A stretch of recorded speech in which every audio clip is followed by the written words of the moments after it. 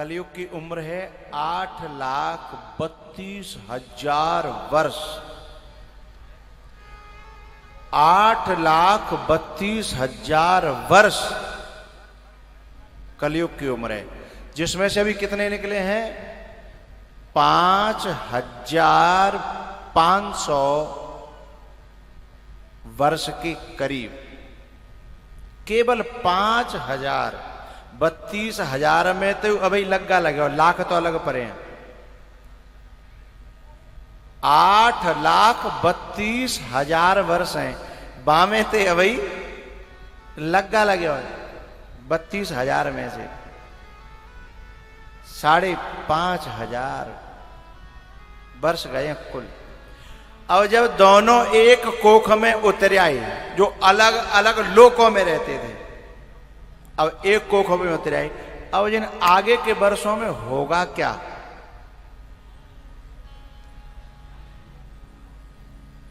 बताऊं कि रहने दूं?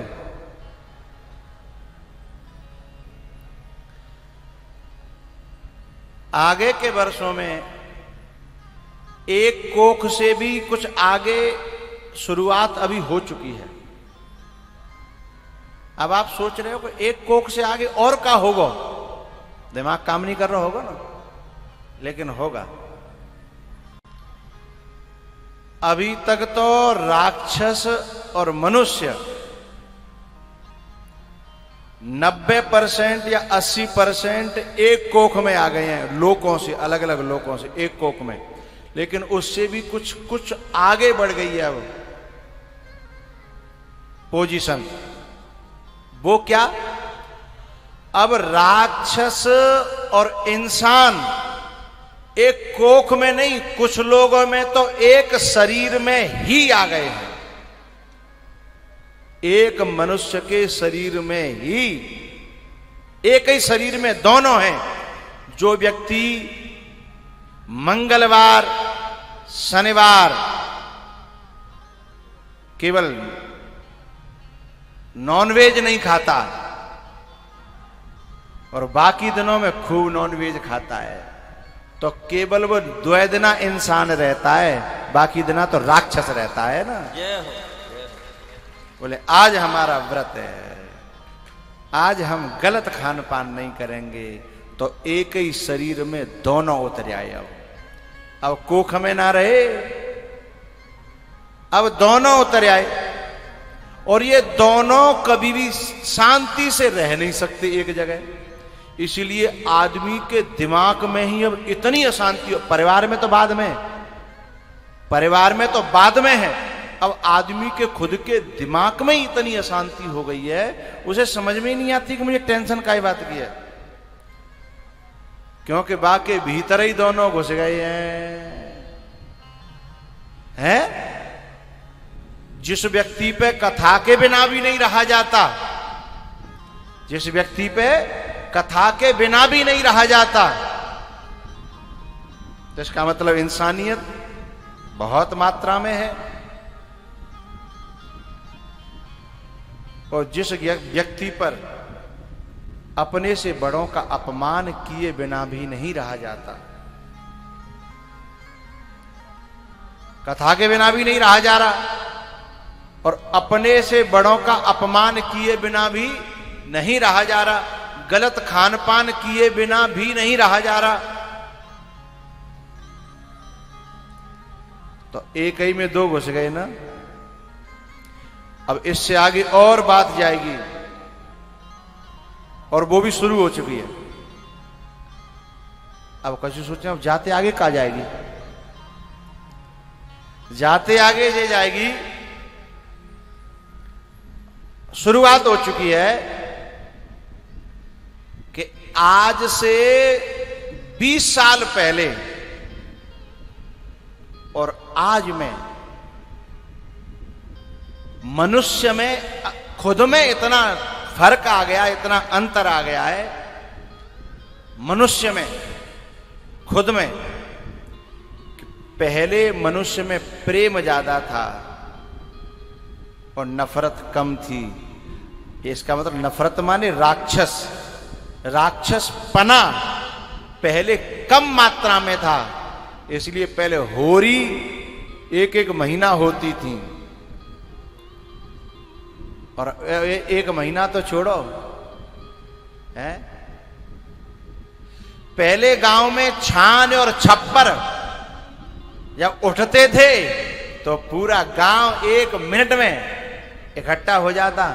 अब यदि काऊ ने झोपड़ी बनाई लई, छान छाप बनवाई लई, तो छवैया पैदा उठवैया पैदा होंगे नहीं है।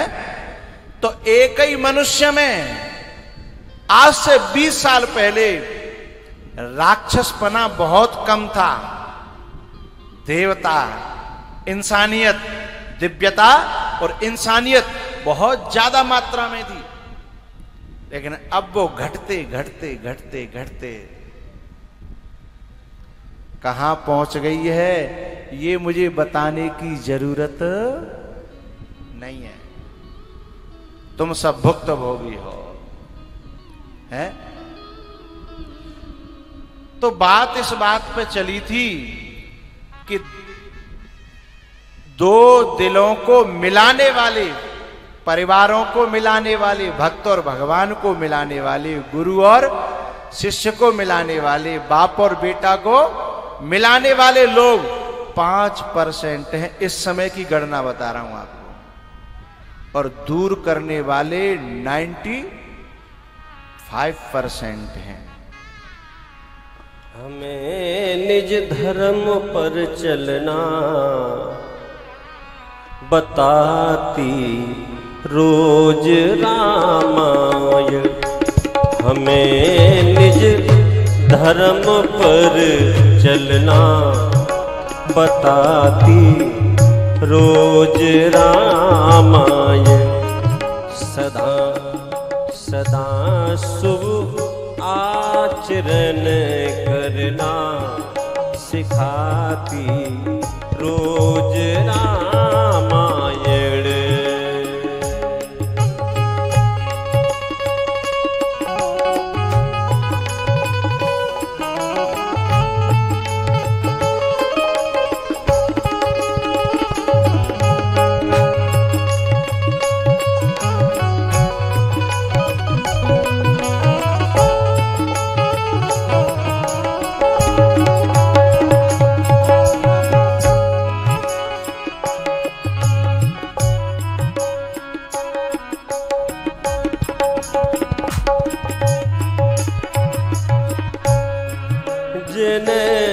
संसार सागर से उतर कर पार जाना है,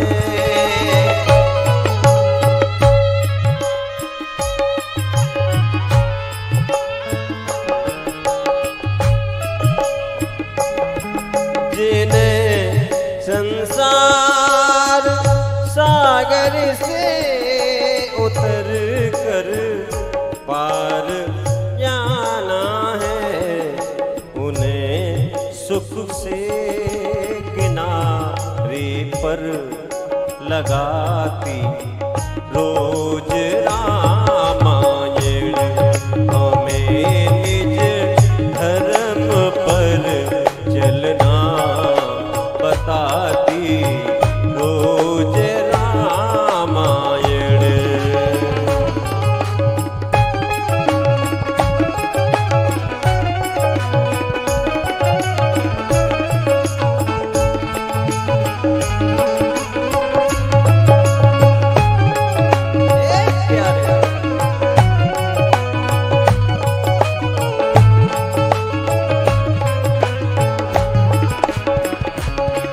कभी वेदों के सागर में, कभी गीता की गंगा में,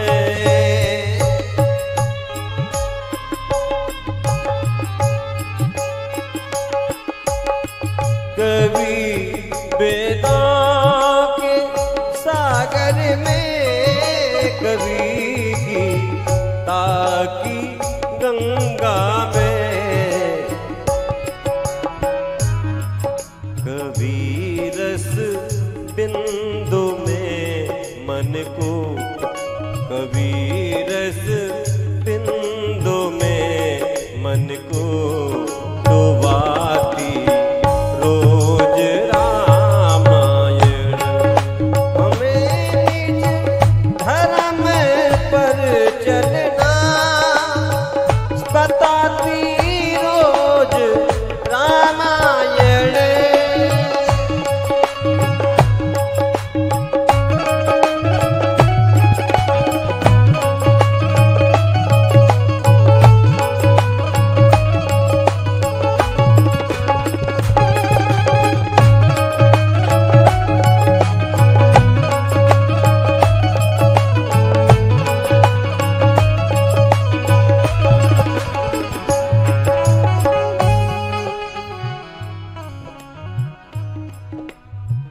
बात आपसे दिल की बात कह रहा हूं, रामायण का पढ़ना कभी खाली नहीं जाता।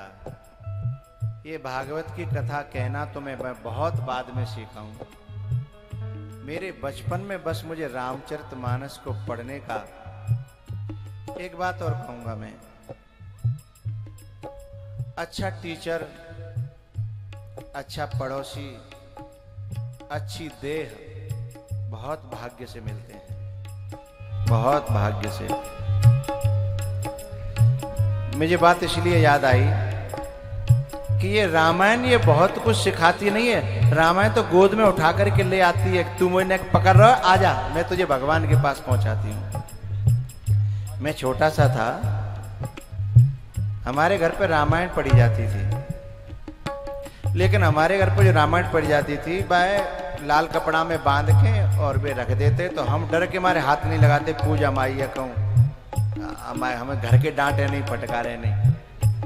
क्योंकि मैंने रात को शाम को ही खुलती थी जो पाठ होता था, लेकिन हम डर के मारे छूते नहीं थे। मैंने बात ये कही ना कि अच्छा पड़ोसी, अच्छी देह बड़ी मुश्किल से मिलती है।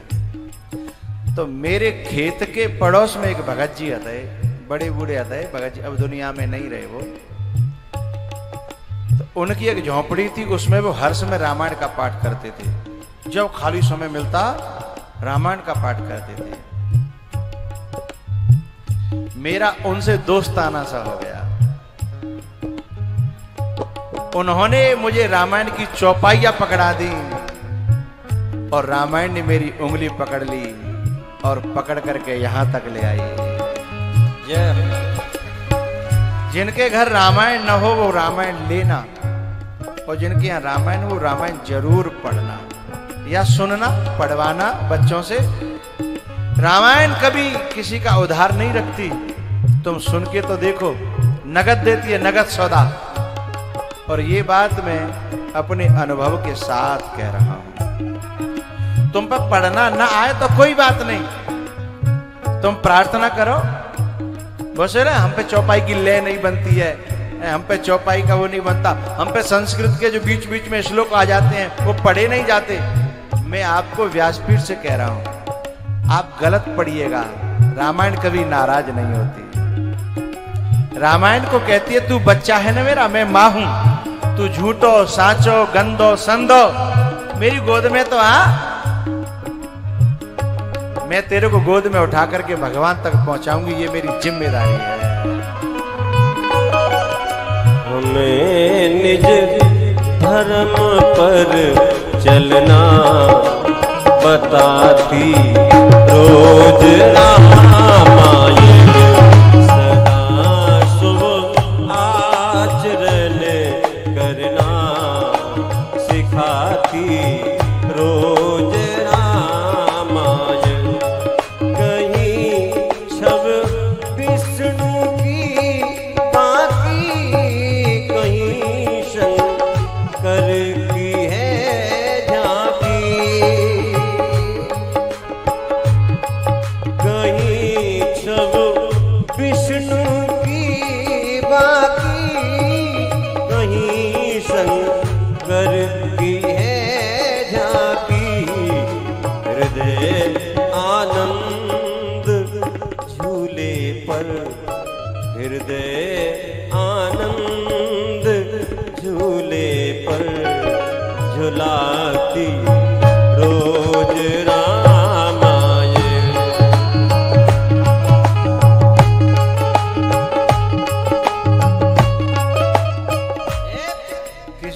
तुलसीदास जी से कहा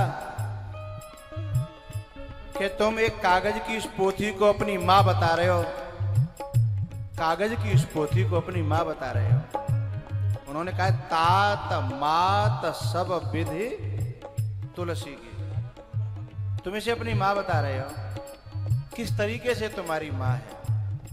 तब तुलसी बाबा ने कहा जन्म देने वाली माँ तो मुझे छोड़ करके मर गई थी, मुझे लोग गांव में घुसने नहीं देते थे, मुझे गांव के लोग मंदिर में छोड़ गए थे, वहां से मुझे एक महात्मा उठा ले गया, यूपी में सोरों वो संत रहते थे, उन्होंने मुझे ये रामायण पकड़ाई, कथा सो मैं निज गुर सुनी, फिर उन्होंने मुझे ये कथा सुनाई, और सुनाई नहीं मुझे पढ़ना सिखाया, और आज उस कथा ने मुझे तुलसिया तुलसिया से गोस्वामी तुलसीदास कर दिया है।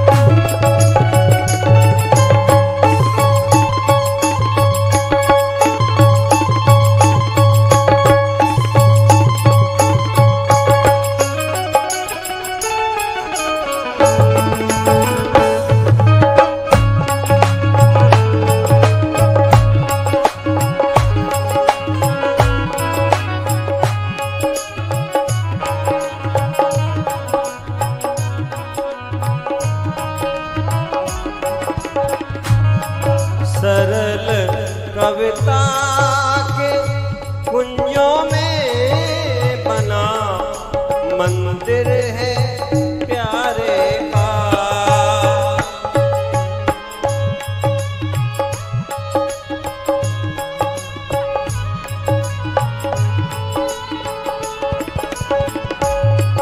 सरल कविता के कुंजों में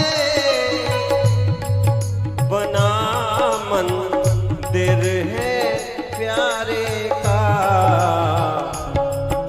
जहाँ प्रभु प्रेम का दर्शन, जहाँ प्रभु प्रेम का दर्शन कराती रोज रामायण, हमें निज धर्म पर चलना बताती रोज रामायण, हमें निज धर्म पर चलना बताती रोज रामायण, हमें निज धर्म पर चलना बताती रोज रामायण, सदा शुभ आचरण करना सिखाती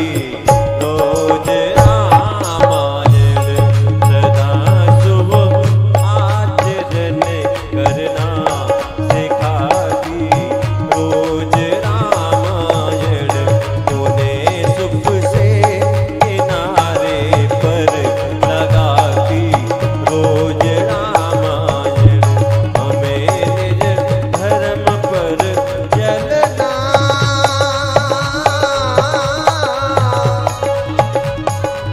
बताती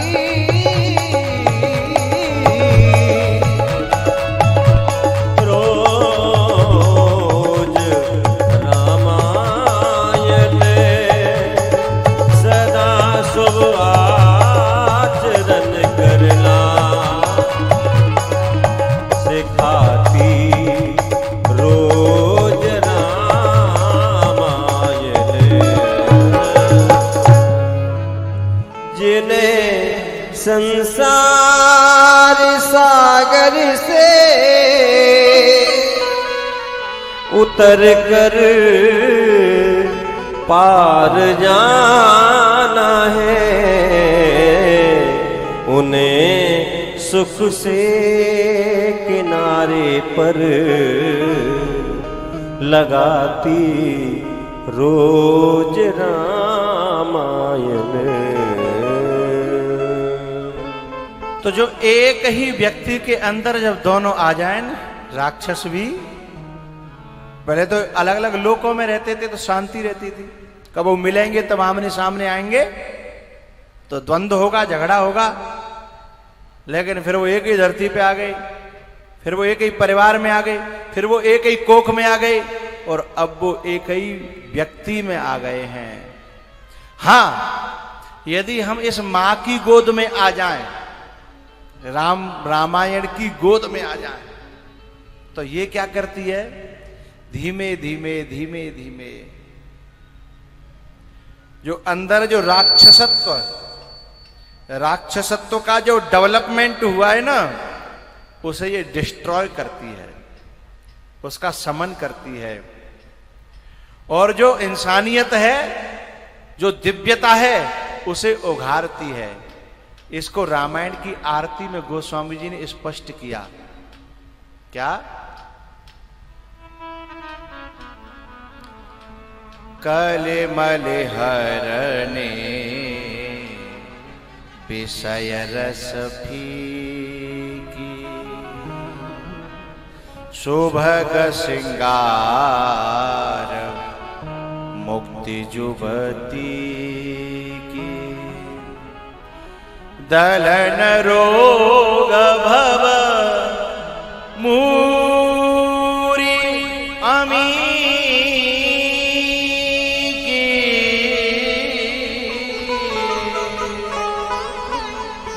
दलन रोग, वो जो राक्षसत्व है ना, उसको दलन माने नष्ट कर दिए। दलन रोग भव